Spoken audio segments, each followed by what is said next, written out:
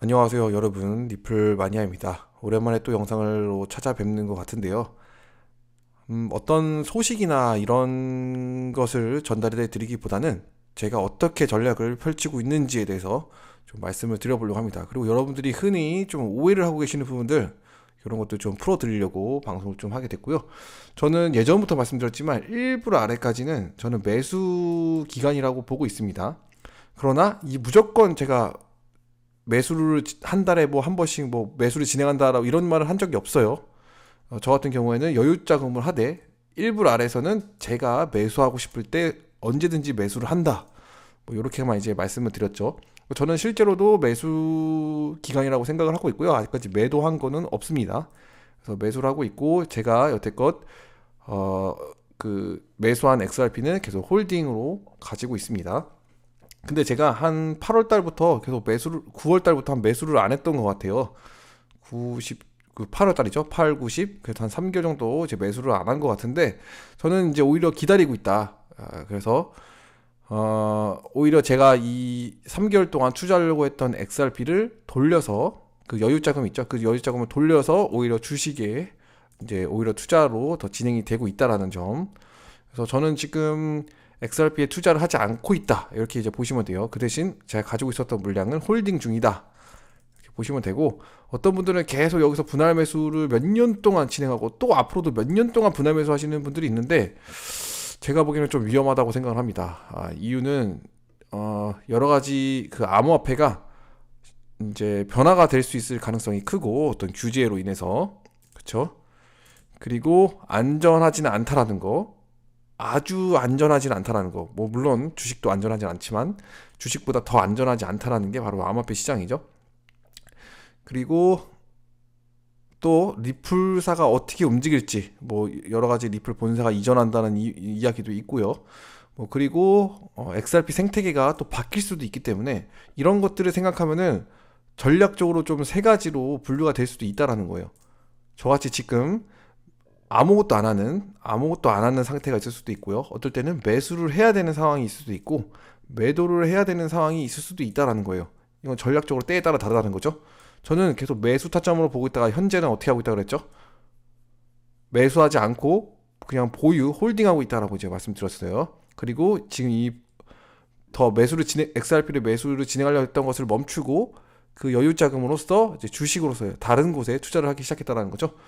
그래서 여러분들 뭐 무조건 매수, 한 달에 한 번씩 얼마씩 쪼개가지고 무조건 매수하는 것도 좋긴 한데 조금 전략적일 때도 필요하다라는 거예요. 그래서 그런 부분들을 한번 잘 분간해 보셔야 되는데 어떨 때는 매도를 해야 될 때도 있어요. 이런 부분들을 생각하지 않고 무조건 매수, 이것도 좀 이것도 좀 잘못될 수가 있어요. 그리고 무조건 매도하는 것도 어떻게 보면 또 수익률을 극대화시키지 못하는 단점이 될 수도 있죠. 그리고 보유만 한다고 해서 또 나에게 수익이 돌아오는 건 아니니까 이걸 적소적재 잘 활용을 해가지고 우리가 수익을 얻을 수 있어야 됩니다. 현재는 제가 매수를 하지 않고 있고요. 상황인지라 조금 더 지켜보고 가자라는 위치에 지금 상황에 있습니다.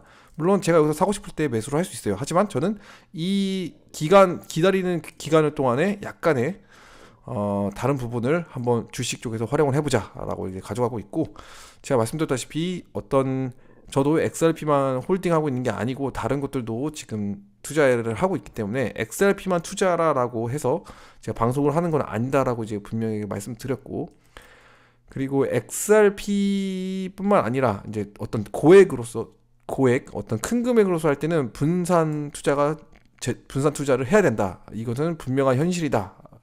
이렇게 이제 말씀드렸고, 어떤 뭐 어떤 큰 투자가 아니라 어떤 뭐 소액 투자다라고 했을 때는 XRP에 몰빵을 해도 전혀 문제가 되지 않는다.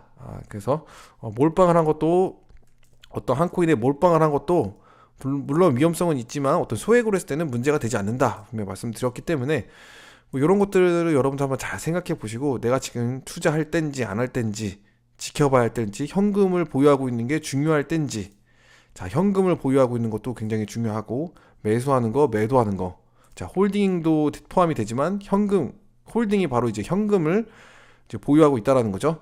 홀딩하고 다른 거 사지 않고 매도하지 않고 내가 투자할 현금을 그대로 들고 있다. 자, 요런 이야기잖아요. 그래서 현금을 들고 있는 것도 전략이 될 수 있다.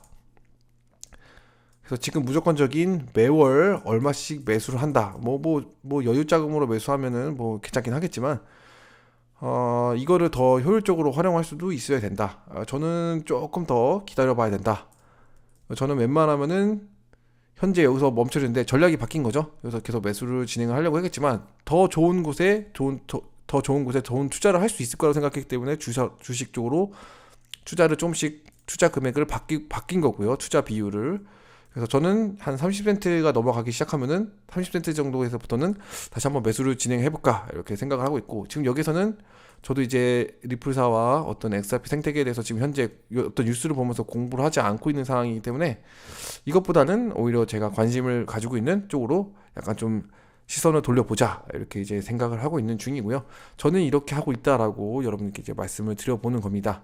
그래서 무조건적인 분할 매수라고 해가지고 몇 년 동안 막 이렇게 똑같은 것 막 이렇게 매수를 하는 것보다는 좀 자유자재로 여러분들이 더 효과적인 곳에 투자를 하는 것도 좋은 방향일 수도 있다 이렇게 이제 말씀드리고 싶고요. XRP는 저도 어느 정도 믿음을 가지고 가고 있지만 현재 제가 뭐 많은 뉴스들을 보지 않고 있는 상황이기 때문에 조금 더 매수보다는 좀 지켜보는 방향으로 일단 생각을 하고, 제가 이제 앞으로 뉴스를 계속적으로 보려고 하는 시점은 내년이라고 이제 말씀드렸죠.